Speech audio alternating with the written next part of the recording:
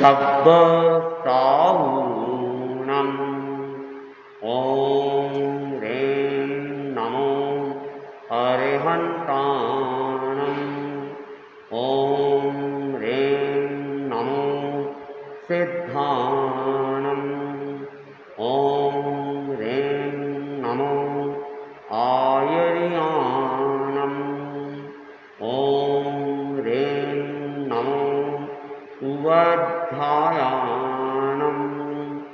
ॐ ह्रीं नमो लोये सब्ब साहूणम् ॐ ह्रीं नमो अरिहन्ताणम् ॐ ह्रीं नमो सिद्धाणम् ॐ ह्रीं नमो आयर्याणम् ॐ ह्रीं नमो उवध्यायाणम् ॐ ह्रीं नमो लोये सब्ब साहूणम् एषु पञ्चनमुक्कारो सर्वपावपनाशनम् मङ्गलानं च सर्वेशं परमं भवनु मङ्गलम् परमं भवनु मङ्गलम्।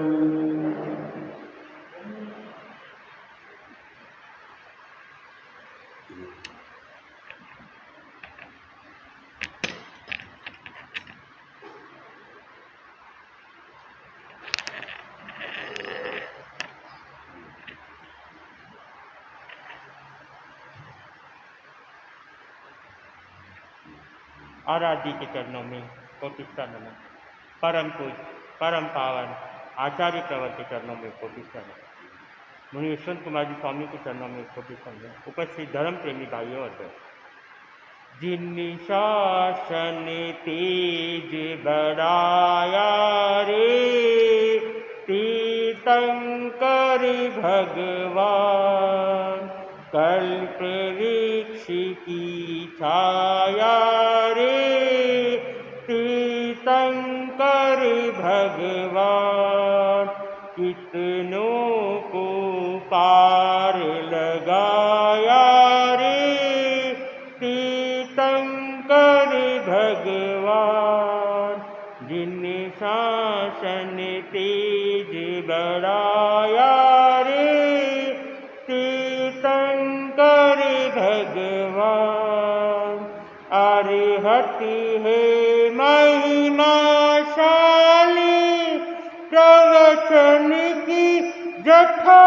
निराली, नवदस गुण रूप कहलाया रे तीर्थंकर भगवान, हे सिद्ध मुक्त अविकारी शुभ आठ गुणों के धारी, हे चिन्मय चेतन काया रे तीर्थंकर भगवान, आचार्य संग के टहरी उनमें हो निष्ठा गहरी, 36 गुणों को पाया रे तीर्थंकर भगवान, हे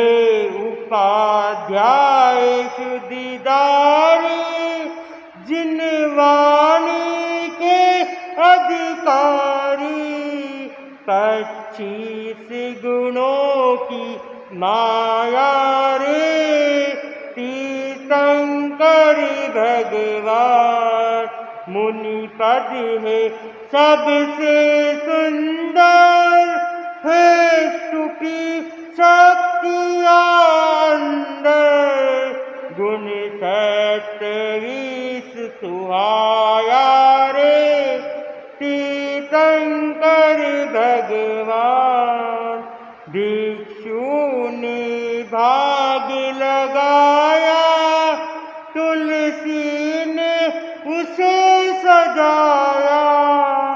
अब महाप्रज्ञ का साया रे तीर्थंकर भगवान। अब महाश्रमण का साया रे तीर्थंकर भगवान। पावस का रंग लगावे सब में उत्साह जगाए।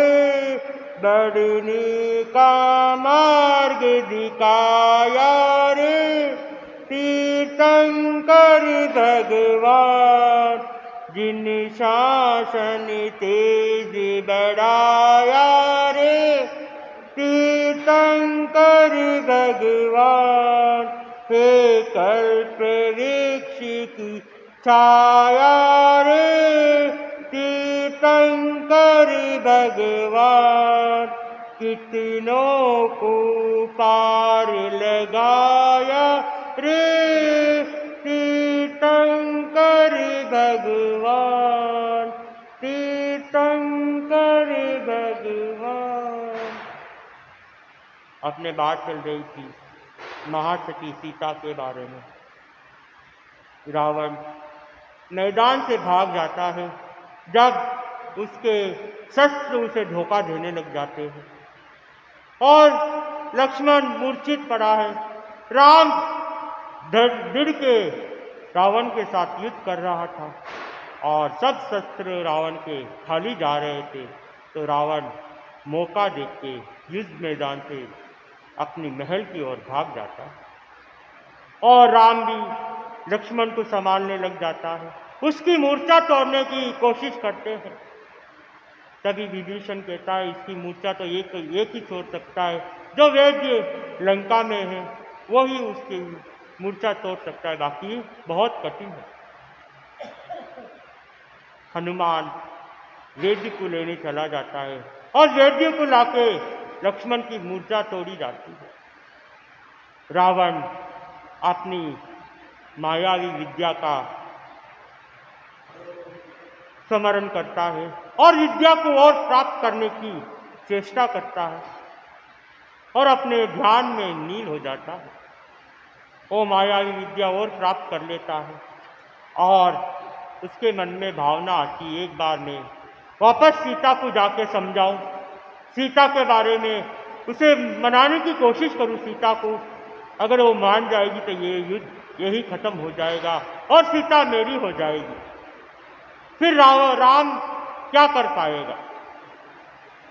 वो अपनी मायावी विद्या पूर्ण करके अशोक वाटिका की तरफ आगे बढ़ जाता है। जैसे ही अशोक वाटिका की तरफ बढ़ता है, श्री जटा कहती है बड़े पिताजी आ रहे हैं, लेकिन तुम सीता तुम बिल्कुल घबराना मत, क्योंकि यह युद्ध तो राम ही जीतने वाले हैं और बड़े पिताजी कुछ भी कहे तुम शांत भाव से समता भाव से सहन कर लेना, क्यों अब ये युद्ध कुछ ही दिनों का है और ये युद्ध तो राम ही जीतेंगे, ये तो पक्का हो चुका है। और इतना कह के ही उत्तरी जटा वहां से चली जाती है। श्री जटा जाने के बाद रावण सीता के पास पहुंच जाता है।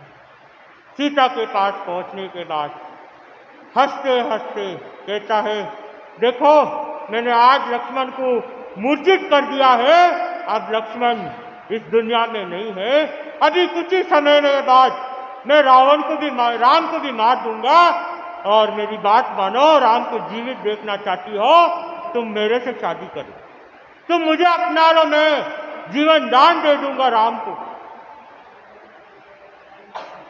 सीता कोई प्रतिक्रिया नहीं करती है और वो अपने मन में श्री राम की रट लगाई हुई बैठी है। रावण देखता है कि सीता कोई प्रतिक्रिया नहीं कर रही है, फिर वापस कहता है तुम कहो तो मैं अपने मायावी विद्या से उन दोनों का सिर काट के तुम्हारे चरणों में रख दूं, उसके बाद तो तुम मुझे अपना लोगी। अब सीता क्रोधित हो जाती है और कहती है अरे दुष्ट, नालायक, तुझे कितनी बार कह दिया है, यहाँ तेरा कोई काम नहीं है और तू कितना भी प्रयास कर लेगा, मैं तेरी कभी होने वाली नहीं हूं। और रही राम और लक्ष्मण की बात, मुझे पूरा विश्वास है यह युद्ध तो राम लक्ष्मण ही जीतेंगे। इतने में रावण कहता है, विश्वास करना अच्छी बात है, लेकिन हकीकत कुछ और ही है। मैं अपनी माया से दोनों का सिर काट दूंगा और मैं तुझे अपना के ही रहूंगा।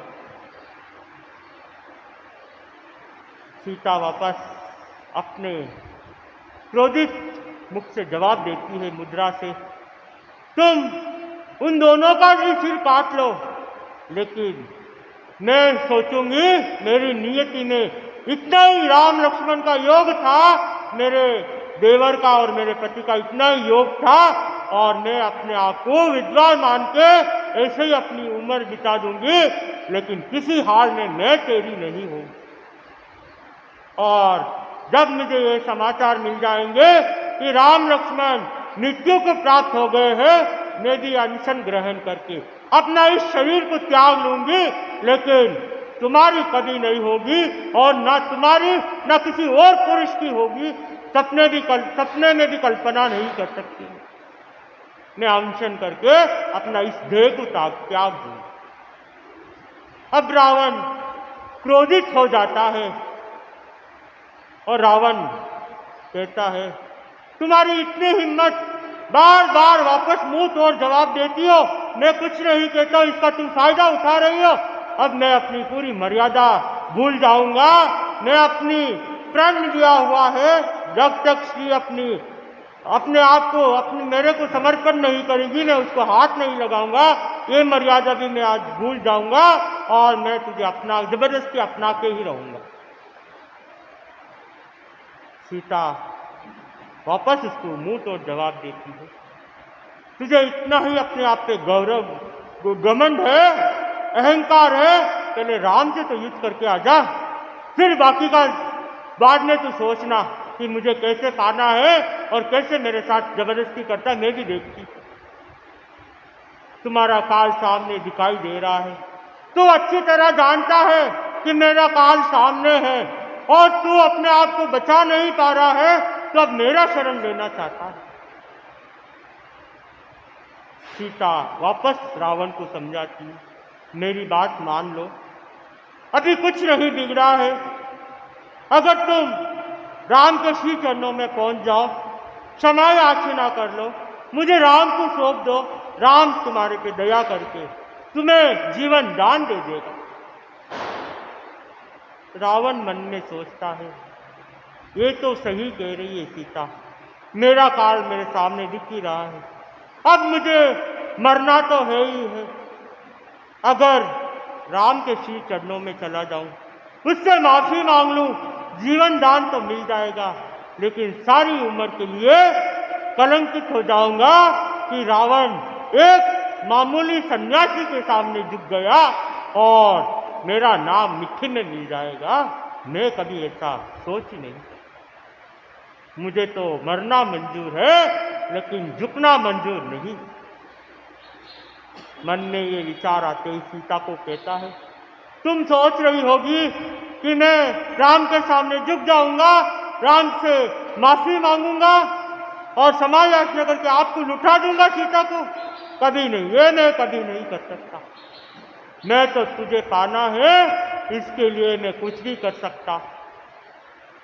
मैंने आज ऐसी विद्या की प्रयोग करने के लिए तैयार हूं जो मुझे कोई नहीं हरा सकता और मैं अदृश्य बन सकता हूं, मैं किसी को दिखाई भी नहीं दूंगा। अब कैसे मेरे को राम मारेगा और कैसे मेरे को लक्ष्मण मारेगा? जब तक लक्ष्मण को होश नहीं आएगा, उसकी मूर्छा नहीं टूटेगी, तब तक तो युद्ध होने से रहा। मेरी बात मानो, अभी तुम्हारे पास समय है, तुम मुझे अपना लो। लेकिन सीता वापस उसे जवाब देती है, ये बात सपने में भी कल्पना मत करना तुम कि मैं तुझे अपना लूंगी। अगर मुझे पूरा विश्वास है, आत्मविश्वास है कि ये युद्ध तो राम लक्ष्मण जीतेंगे और मुझे बहुत शीघ्र राम यहाँ से बंधन मुक्त करके अपने साथ लेके जाएंगे। रावण का गुस्सा 7वें आसमान तक चढ़ जाता है और जाते जाते कहता है, अब देख वो तुम्हारे पास वापस कौन आता है, राम आता है या फिर रावण आता है, तुझे बंधन मुक्त करता है कि तुझे अपना बनाता है रावण। अभी मैं युद्ध करके वापस शीघ्र ही तुझे अपनाने के लिए आने वाला। ये कहते कहते रावण मुड़ जाता। रावण अपनी युद्ध की तैयारियां करता है। मंदोदरी आती है, रावण को समझाती है, राजन ये एक मेरी विनती है और ये आखिरी विनती है, इसके बाद मैं आपको कुछ नहीं कहूंगी, जैसा आपको उचित लगे वैसा कर लेना। आप युद्ध देख ही रहे हो, इस युद्ध में कितने महारथी मारे गए, अपना पुत्र बंदी बनाया गया और कुंभकर्ण भी बंदी बनाया गया है और सामने अब बचे आप ही हो। मैं चाहती हूँ आपकी सुरक्षा के लिए आप सीता को लौटा दें। राम करुणामयी है, वो अपना करुणा से आपका जीवन दान दे देगा, अपने पुत्र को भी त्याग देगा, अपने देवर को भी छोड़ देगा और ये लंका भी बच जाएगी। आप इतनी सी मेरी बात मान ले और आप एक बार राम के श्री चरणों में पहुंच के सीता को लौटा दे। रावण कहता है, अगर सीता को लौटानी होती तो लाता ही क्यों, इतनी माताखोरी करता ही क्यों, मैं क्यों बदला लेता, मैं क्यों इतनी मायावी विद्या को प्रयोग करता और क्यों मेरी बहन को मैं आश्वासन देता कि मैं तुम्हारा बेटे का और पति का बदला लूंगा, और सीता को छोड़ना ही होता तो मैं सीधा राम से युद्ध करता, सीता को नहीं लाता। मैं तो चाहता था कि सीता के लेके आऊंगा तो राम तड़प तड़प के मर जाएगा, राम को मरते हुए देखेगा तो लक्ष्मण आता ऐसे ही मर जाएगा। मैं तो ये सोच के सीता को यहाँ उठा के लाया था, लेकिन ये सोच के कभी नहीं लाया था कि उसे वापस लौटाना पड़ेगा, ये सोच के नहीं लाया था।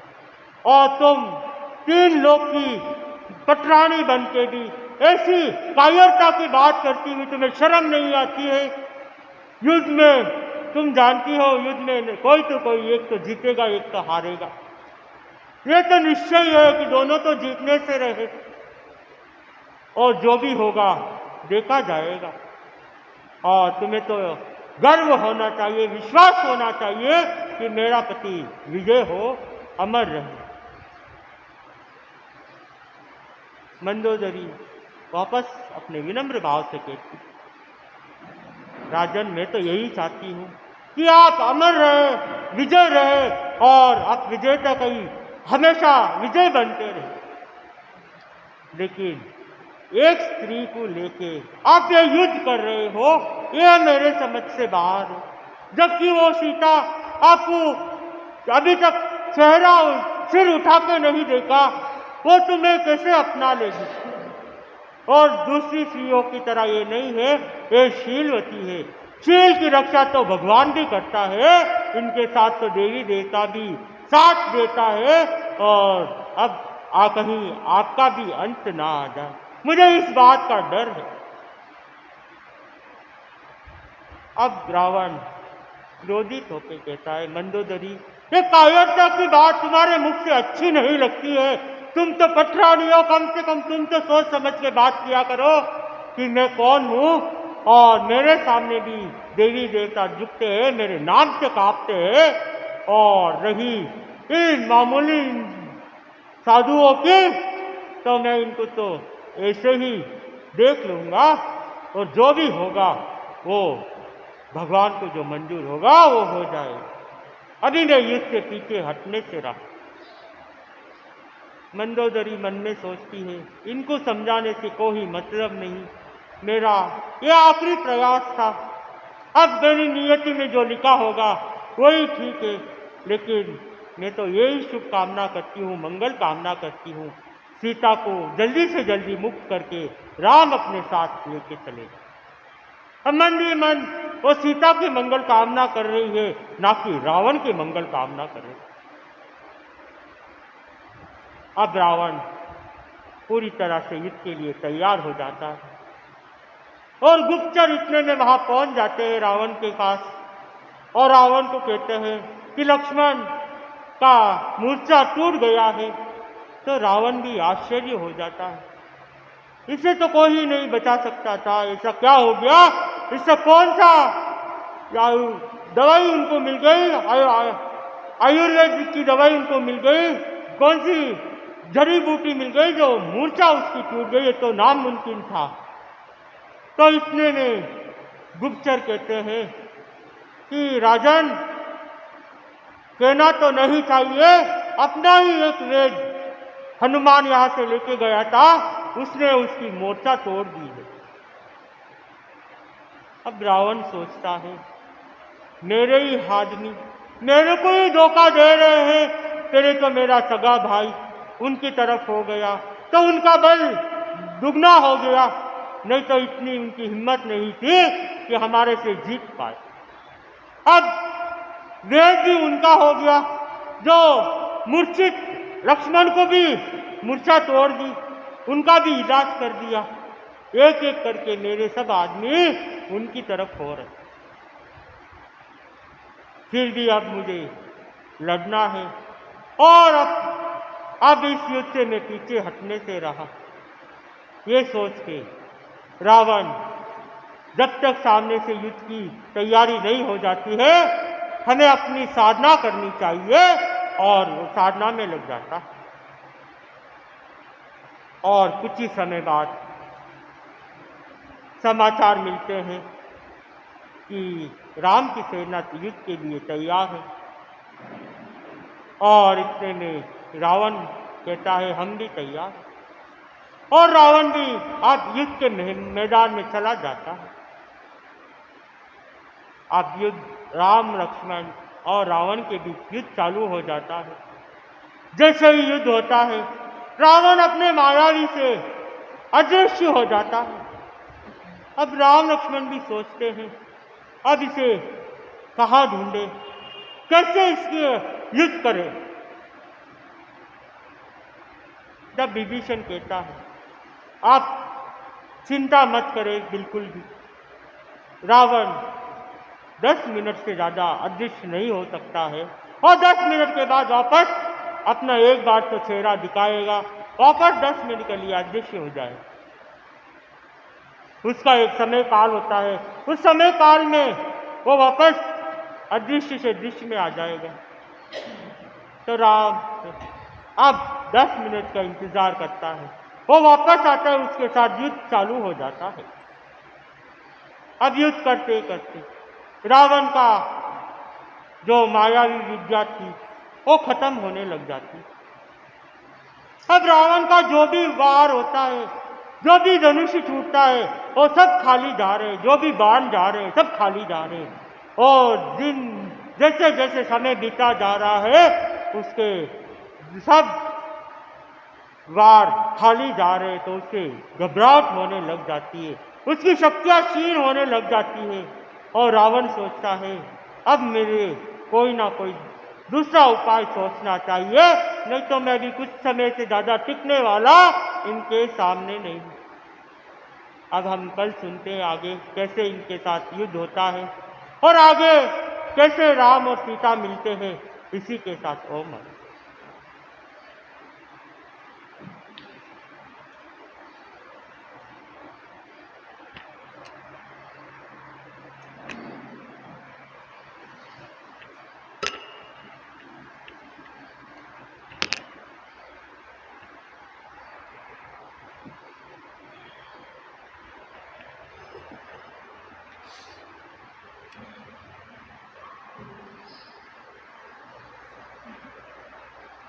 पन्नगे च सुरेन्द्रे च कौशिके पाद संस्पृशि निर्विशेषमनस्काय श्री वीरस्वामिने नमः।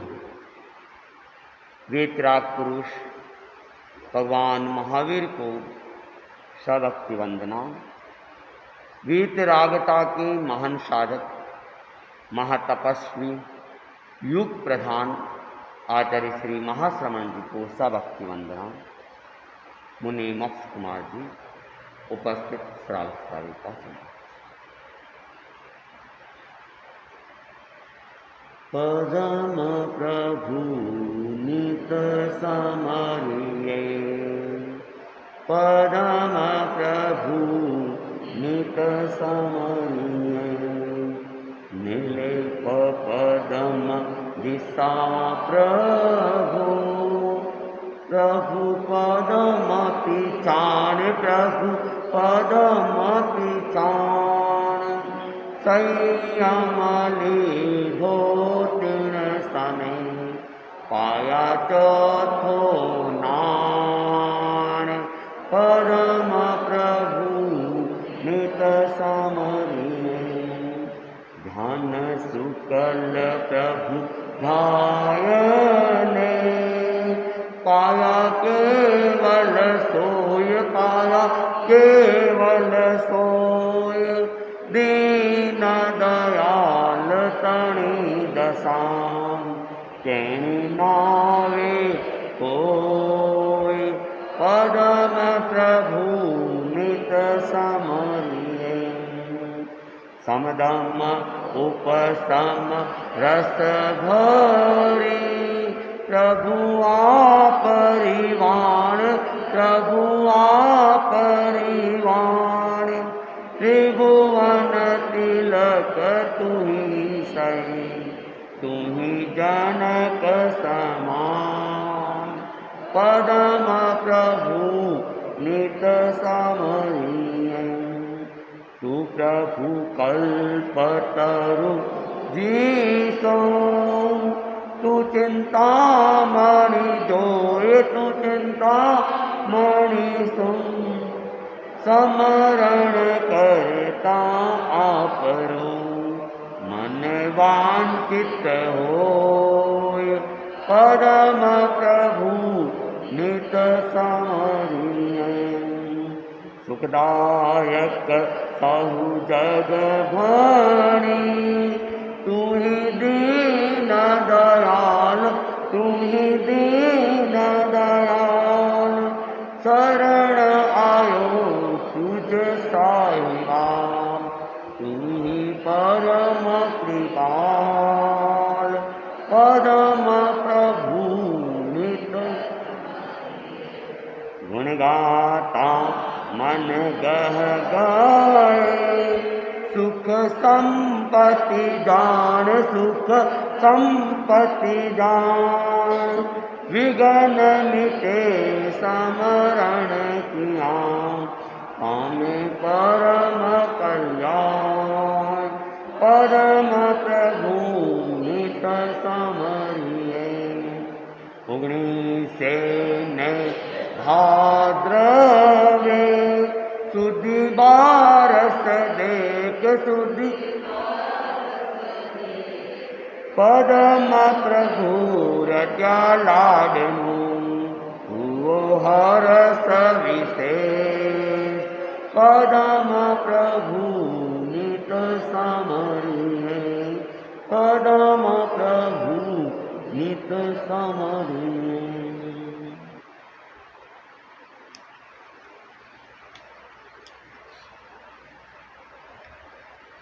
दुनिया के अंदर मनुष्य को सबसे अधिक बुद्धिमान व्यक्ति कहा गया है। बुद्धि के मामले में जितने भी दृश्य जीव हैं, चाहे वो पशु हो, पक्षी हो, कीड़े मकोड़े हो, उन सब में सर्वाधिक बुद्धि मनुष्य की कही गई है। हालांकि दूसरे प्राणियों में भी बुद्धि का अभाव नहीं है, बुद्धि उनमें भी है, कला उनमें भी है, और अनेक अनेक पक्षियों की कला को, जंतुओं की कला को देखते हैं तो एकदम आश्चर्य सा होता है कि ये लोग तिर्यंत जाति के होकर भी कैसे अद्भुत काम कर लेते हैं।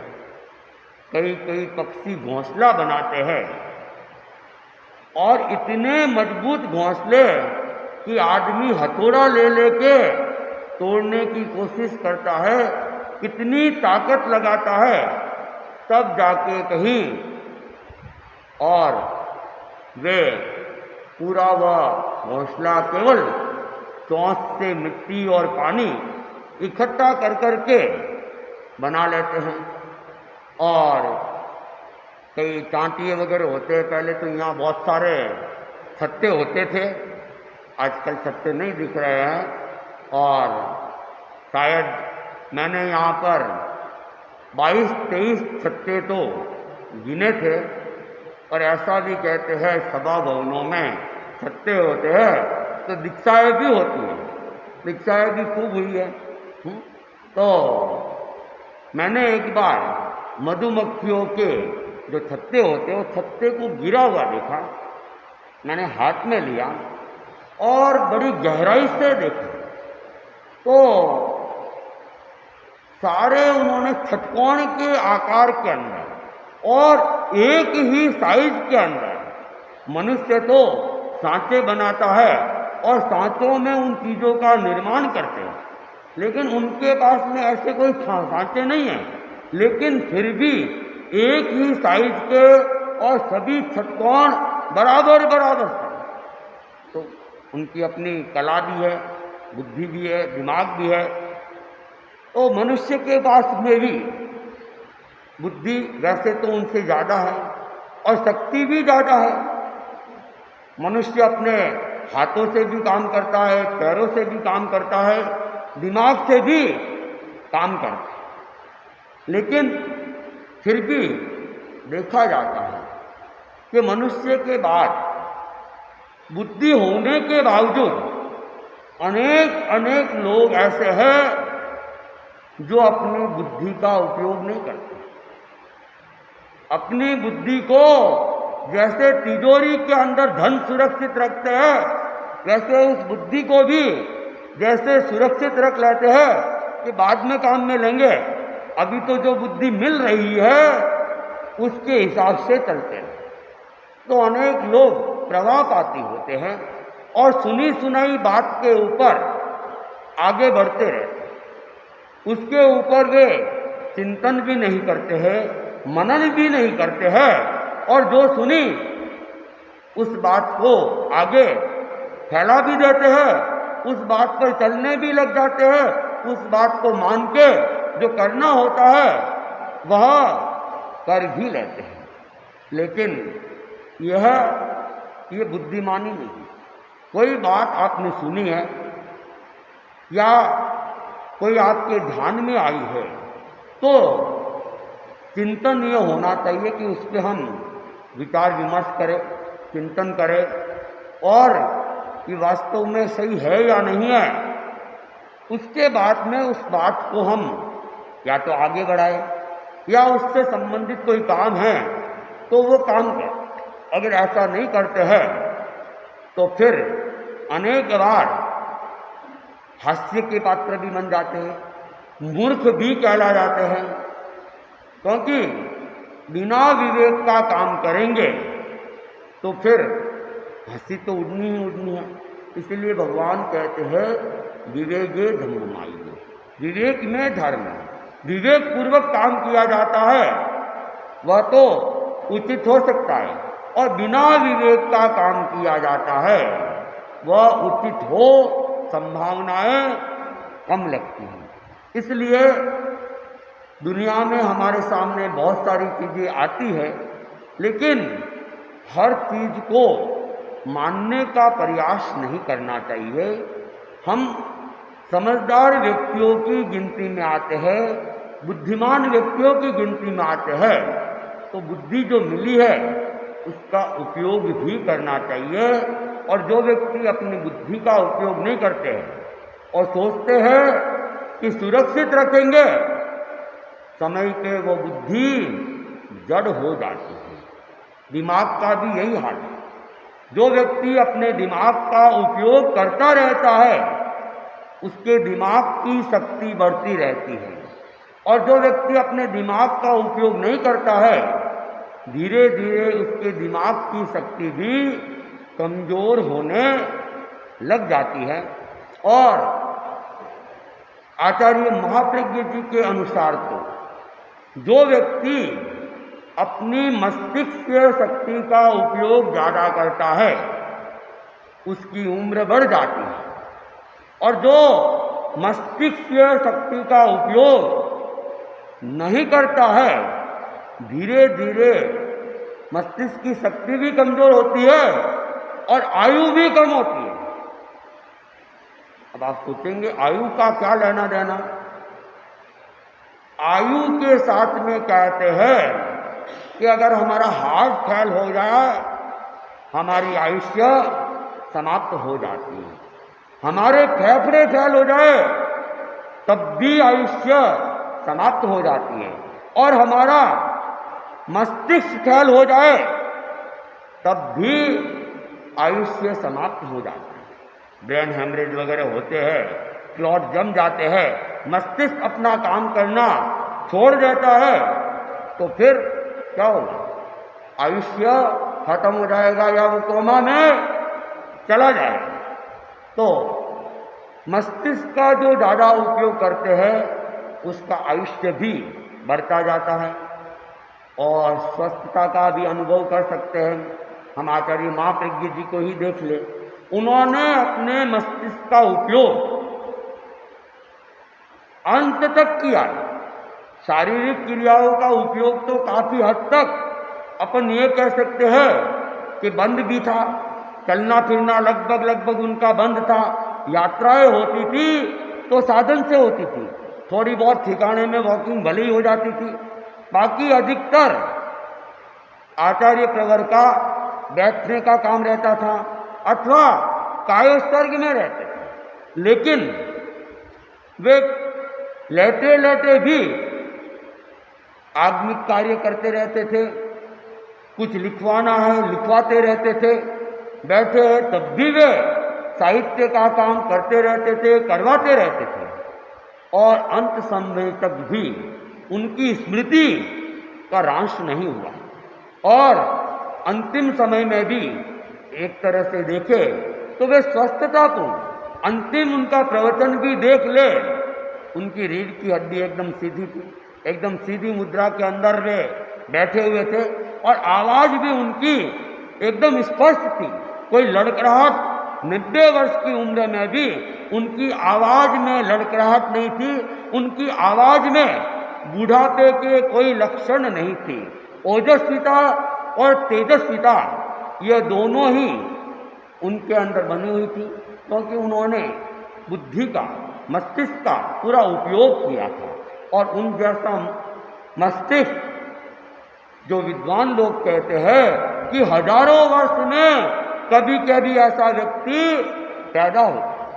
और आचार्य तुलसी भी मानते थे कि महाप्रज्ञ जी में मस्तिष्क की शक्ति अपने आप में अद्भुत है, और इसीलिए उन्होंने उनको महाप्रज्ञ के नाम से संबोधित किया, क्योंकि आचार्य महाप्रज्ञ जी विशेष बुद्धि के धनी रहे थे। तो हम लोग क्या करते हैं, हम लोग मस्तिष्क है लेकिन उसका उपयोग बराबर नहीं करते हैं। एक कहानी आया करती है, एक धोबी था, और धोबी का काम होता है कपड़ों को धोना, प्रेस वगैरह करना। और पुराने ज़माने में पानी की असुविधाएं भी ज़्यादा रहती थी, बहनें भी 1-2 किलोमीटर से घड़े उठा के पानी लाते थे, और जब घड़े उठा उठा के पानी लाते थे, वे बहनें पानी का उपयोग भी संयम पूर्वक करते थे। लेकिन अब पानी उठा के लाने की जरूरत नहीं पड़ती है।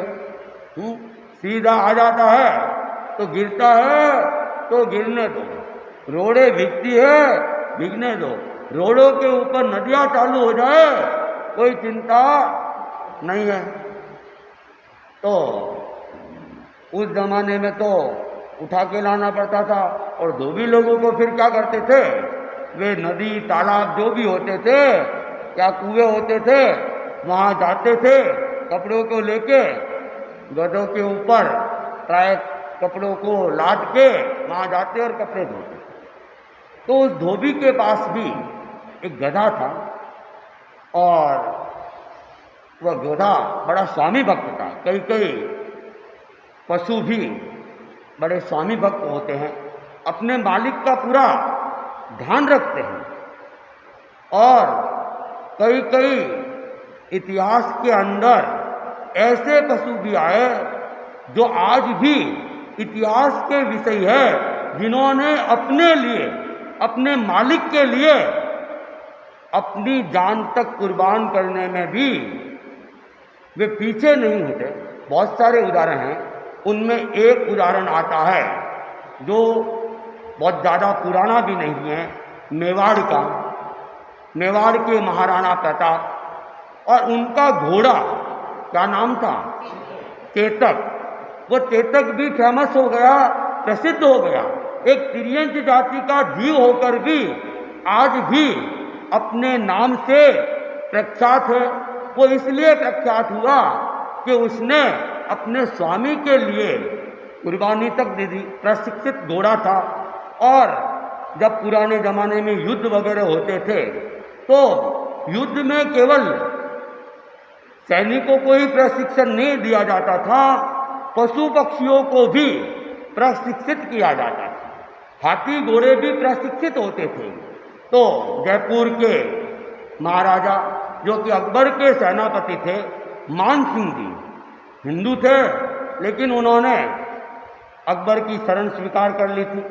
और उनका हाथी था, वो भी प्रशिक्षित था, और हाथी की सूंड के अंदर तलवार थी।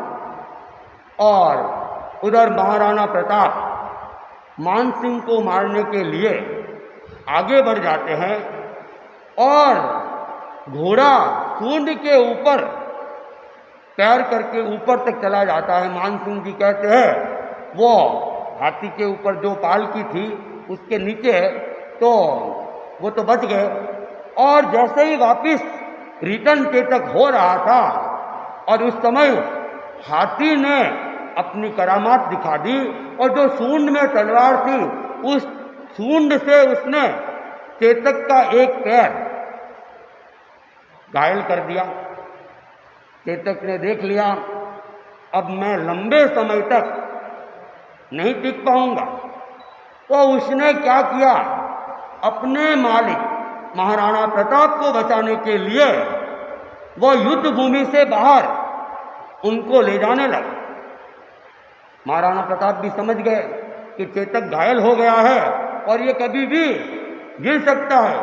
3 पैरों के ऊपर भी वो दौड़ लगाता रहा, और जब 5-7 किलोमीटर दूर गए, बीच में पानी का नाला और पीछे सैनिक लगे हुए थे।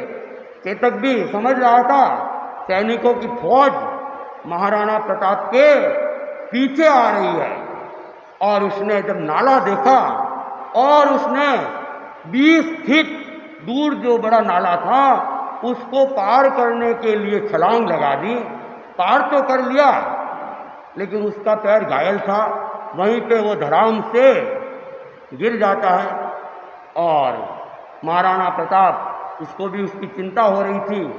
इतने में शक्ति सिंह भी आ जाता है।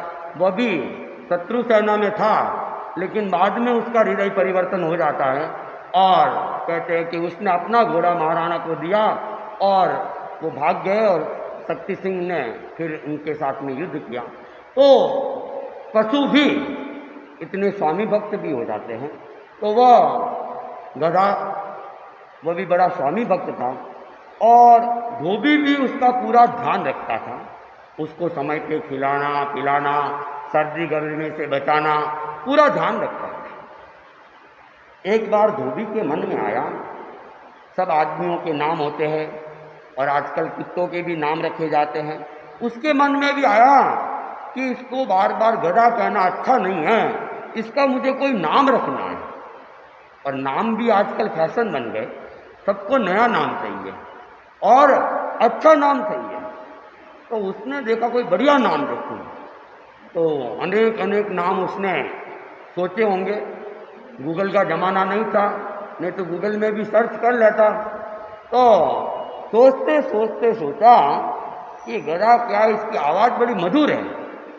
अब आवाज़ तो होती वैसी होती है, लेकिन जब व्यक्ति विवेक खो देता है और मोह में आ जाता है, तो कहते मोह में आदमी अंधा हो जाता है, फिर उसे कोई विवेक नहीं रहता है। तो वह भी गधे के प्रति मोहित था, तो वह सोचने लगा गधे की आवाज़ तो बड़ी मधुर है, और कैसी मधुर है, शंख जैसी मधुर है, तो इसका नाम मुझे शंखेश्वर दास रख लेना चाहिए। तो उसने उस गधे का नाम शंखेश्वर दास रख लिया। कोई उसको अब गधा कह जाता तो वो उससे लड़ पड़ता था कि इसको गधा कोई नहीं कहेगा, ये कौन है, शंखेश्वर दास है। समय बीतता गया, एक बार गधा बीमार हो गया। गधा बीमार हुआ तो धोबी को बड़ी चिंता हुई, उसका काम भी रुक गया। उसने वैद्य को बुलाया, हकीम को भी बुलाया, डॉक्टर को भी बुलाया, इलाज सबसे करवा रहा है, जो कोई बता देता टोटका वो टोटका भी कर रहा है, लेकिन गधा स्वस्थ नहीं हो रहा था, बीमारी मिटने का नाम ले। और अंत में जाके एक बीमारी, एक इलाज हो गया, एक दवाई लग गई। कौन सी दवाई, मौत की दवाई, कि उसके बाद में कभी आदमी बीमार पड़ता ही नहीं। वो गधा मर गया। गधा मर गया तो धोबी को तो दुख होना ही था। तो धोबी तो खूब जोर जोर से रोने लगा, चिल्लाने लगा, आर्त ध्यान रुद्र ध्यान करने लगा। फिर वह रोते रोते ही सोचने लगा कि घर का कोई सदस्य मर जाता है तो क्या करते हैं, मुंडन करवाते हैं। तो ये भी तो अपने घर का सदस्य था, तो शंखेश्वर दास की मृत्यु के उपलक्ष्य में मुझे क्या कराना चाहिए, मुंडन कराना चाहिए। मैंने कहा कि मोह में आदमी भूल जाता है, हर व्यक्ति की मृत्यु के ऊपर मुंडन नहीं करवाते हैं, लेकिन वो मोह में पागल था। तो उसने फिर किसी को कहा भाई नाई को बुलाओ। नाई को बुलाया गया, नाई आया और नाई ने आकर क्या किया, उसने कहा भाई मेरे तो कर लो, मुंडन कर लो। तो नाई का काम होता है, नाई ने तो उसका निकाला और 5-10 मिनट के अंदर ही क्या कर दिया, मुंडन कर दिया। बाल काटने होते तो टाइम लगता है, सेट करना पड़ता है, कहाँ से कितना काट है, धीरे धीरे काटता है, कहीं ज़्यादा कट गए तो फिर दिक्कत हो जाएगी। लेकिन जहाँ मुंडन की बात है वहाँ देखने की जरूरत भी नहीं है, कहीं भी उस तरह चला लो। तो 5-10 मिनट में नाई का काम हो गया। नाई ने अपना पेटी बंद की और उससे जो अपने पैसे लेने थे लिए और जाने लगा। लेकिन जाते जाते नाई ने पूछ लिया, अरे भाई ये तुमने मुंडन क्यों करवाया है?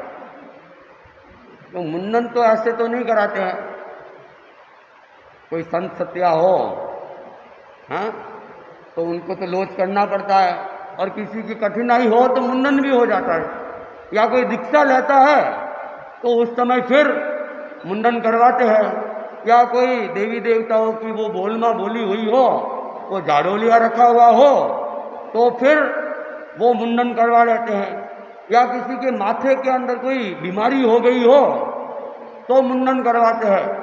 अन्यथा तो सामान्यतया तो व्यक्ति मुंडन बहुत कम कराता है। हाँ, किसी को बाल छुआते ही नहीं हो, गर्मी की परेशानी ज़्यादा लगती हो तब भी करवा लेते हैं, और कभी कभी कोई शर्त लगा ले तो शर्त जीतने के लिए भी करवा लेते हैं। बाकी तो उसने देखा इन्होंने मुंडन करवाया तो किस कारण से कराया है, किसी की मौत वगैरह हो गई है तो किसकी हुई है। तो उसने जैसे ही पूछा, वह धोबी तो और जोर जोर से, उसका तो दुख सामने आ गया और जोर जोर से रोने लगा। और रोते रोते ही उसने तो बड़ी मुश्किल से कहा, शंखेश्वर दास जी मर गए। और नाई ने ये बात सुन ली। अब उसने देखा रो रहा है, ज़्यादा प्रश्न करना भी ठीक नहीं है। और कहते नाई बड़े चतुर होते हैं, ज़्यादा बुद्धिमान होते हैं। हाँ, पुराने ज़माने में से शादी ब्याह भी करनी होती थी तो रिश्ता करवाने के लिए कहते नाई को भेजते थे। तो वह नाई अब अपना ही दिमाग लगाने लगा। शंखेश्वर दास जी तो कोई अच्छा नाम है, कोई साधु सन्यासी का नाम लग रहा है, हो न हो कोई महात्मा जी का स्वर्गवास हो गया, उनका कोई भक्त होगा। बाकी तो ये धोबी है, धोबी के यहाँ तो महात्माओं के नाम का कोई काम ही नहीं है। तो लगता है कोई न कोई इसका गुरु होगा, महात्मा होगा, उसका स्वर्गवास हो गया और इसको बड़ा दुख हो रहा है, गम हो रहा है। तो एक महात्मा तो सबके होते हैं, साधु सन्यासी तो सबके होते हैं। तो जब धोबी जैसा व्यक्ति अगर एक महात्मा के लिए मुंडन करवा सकता है तो भला मैं पीछे कैसे रहूं। तो वह भी घर गया और कांच के सामने बैठ गया और अपने हाथों से ही अपना मुंडन कर लिया। और वो मुंडन वगैरह करके तैयार हुआ, इतने में नगर के कोतवाल का बुलावा आ गया। तो वह नगर के कोतवाल के वहाँ गया, दाढ़ी करने के लिए गया था। और दाढ़ी करते हुए बातें चल रही थी, बातों बातों में पूछ लिया कोतवाल जी ने कि अरे आपने ये मुंडन क्यों करवाया है, कोई गमी हो गई क्या। तो कि नहीं नहीं, मेरे घर तो सब ठीक है। तो फिर ये मुंडन कि कोतवाल जी आप नगर के कोतवाल कहलाते हो लेकिन आप नगर का पूरा ध्यान नहीं रखते हो। उसने कहा अरे क्या हो गया कि अगर आप ध्यान रखते तो मुझे पूछते ही नहीं। उसने कहा भाई ऐसी क्या बात हो गई कि मुंडन करवाना पड़ा और नगर में ऐसी कोई अनहोनी घटना मेरे तो ध्यान में नहीं है, तुम्हारे कोई ध्यान में है तो बता दो। अभी दरबार जा रहा हूँ, राजा के सामने रिपोर्ट पेश करनी है और कहीं चूक गया तो लेने के जाने पड़ जाएंगे। अब उस नाई ने कहा अपने नगर के अंदर एक बहुत बड़े महात्मा थे शंखेश्वर दास जी, उनका स्वर्गवास हो गया। अरे ये बात है, अरे महात्मा जी का स्वर्गवास हो गया, ये तो नगर के लिए बड़ी अनहोनी घटना है। अरे साधु सन्यासी गांव में रहते हैं तो उनके पुण्य प्रताप से सुख शांति समृद्धि बनी रहती है और महात्मा जी का स्वर्गवास हो गया तो ये तो सुख शांति को कम करेगा। और एक नाई जैसा व्यक्ति अगर मुंडन करवा सकता है तो मैं तो नगर का रक्षक हूँ, कोतवाल हूँ, मैं पीछे कैसे रहूँ। तो उसने नाई को कहा तुम दाढ़ी तो कर ही रहे हो, मुंडन भी कर दो। अब कोतवाल जी ने भी मुंडन कर दिया। अब मुंडन वगैरह हुआ, कोतवाल जी तैयार हुए, पगड़ी वगैरह लगाई और दरबार में गए। अब दरबार में सब अपने अपने कार्यभार का लेखा जोखा राजा के सामने बता रहे थे। नंबर कोतवाल जी का भी आ गया। कोतवाल जी भी नगर की सारी सूचनाएं राजा को दे रहे थे और राजा नगर की सूचनाओं को ध्यान से सुन रहे थे। सुनते सुनते उनका ध्यान गया कोतवाल जी बदले बदले कैसे लग रहे हैं।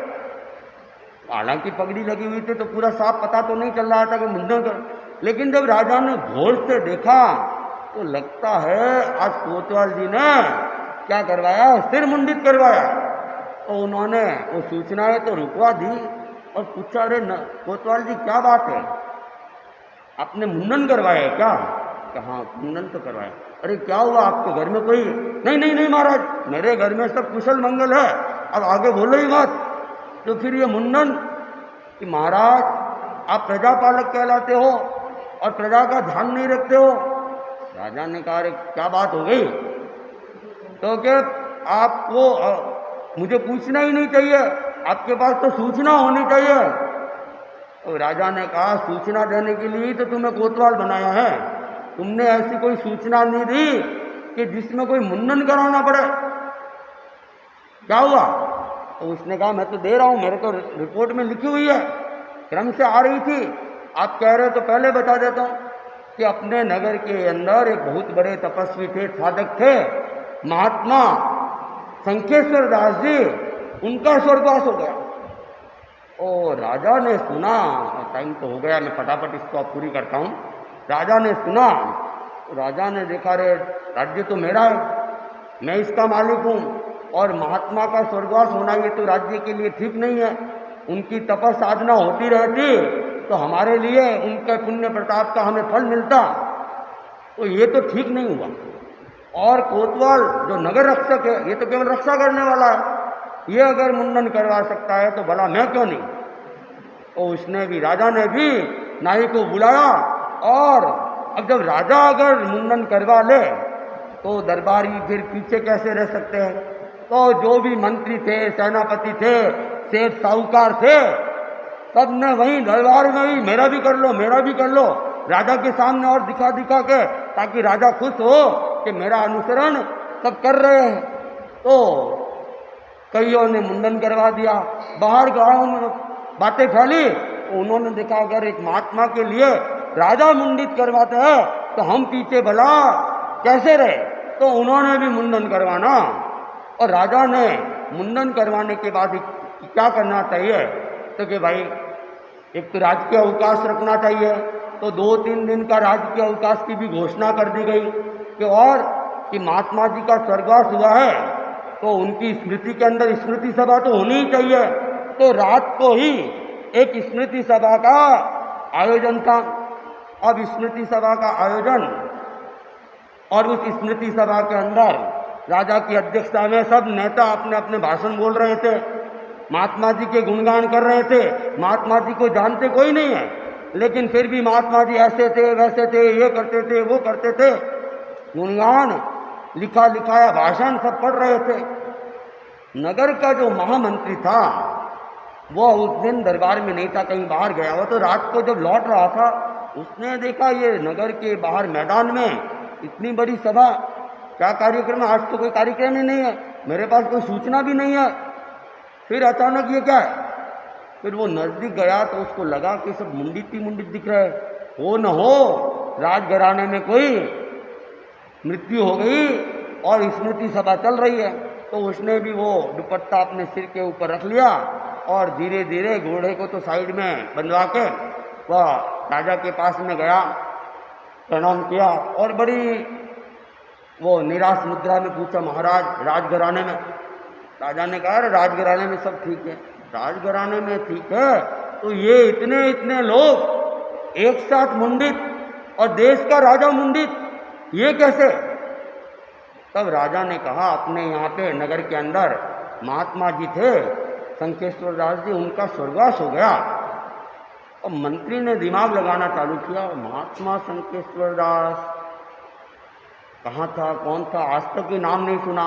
बाकी तो मंत्रियों को सब ध्यान रहता है किस किस का आश्रम है, कहाँ कौन है, क्या नहीं है, क्या, उसके ध्यान में कोई आ नहीं रहा था।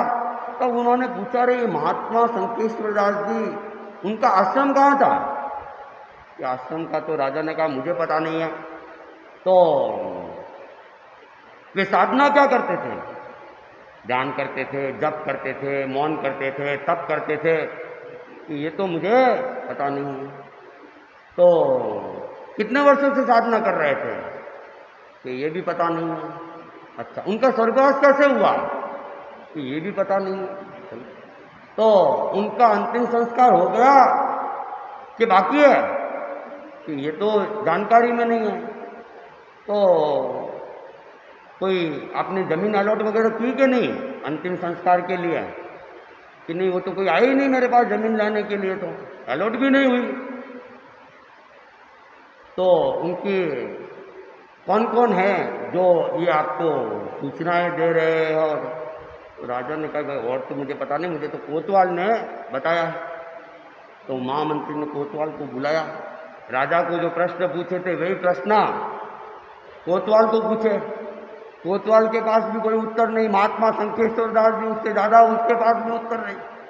तो राजा के ऊपर तो मंत्री का आवाज नहीं, लेकिन अब कोतवाल को दांत लगाना, पूरी जानकारी नहीं, सूचना दे रहे हो, कौन है महात्मा।